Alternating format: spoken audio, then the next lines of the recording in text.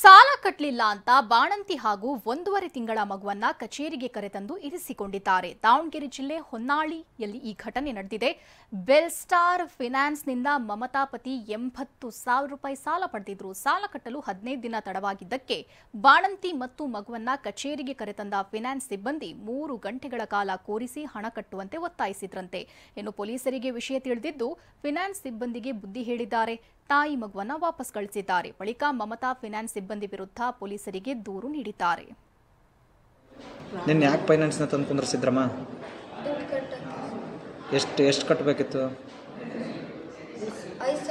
5,000 ಕಟ್ಟಕತ್ತಾ? ಎಷ್ಟು ಸಾವಿರ ಸಾಲ ತಗೊಂಡಿದ್ದೆ? ಯಾಕೆ ಕರ್ಕೊಂಬಂದು ಕುಂದ್ರಿಸಿದಾರೆ ನಿನ್ನ? ಯಾವ ಫೈನಾನ್ಸ್ನರು? ಬೆಲ್ಸ್ಟಾರಾ? ಎಷ್ಟು ಗಂಟೆ ತಂದು ಕುಂದ್ರಿಸಿದ್ರು ನಿನ್ನ? ಎಷ್ಟು ತಿಂಗಳು ನಿನಗೀಗ? ನಿನಗೆ ಎಷ್ಟು ತಿಂಗಳು ಈಗ? ನಿನಗೆ 1.5 ತಿಂಗಳು ಬಾಣ್ತೀನ ನೀನು? ನೀನು ಮತ್ತೆ ಕಟ್ತೀನಿ ಅಂತ ಹೇಳಿದ?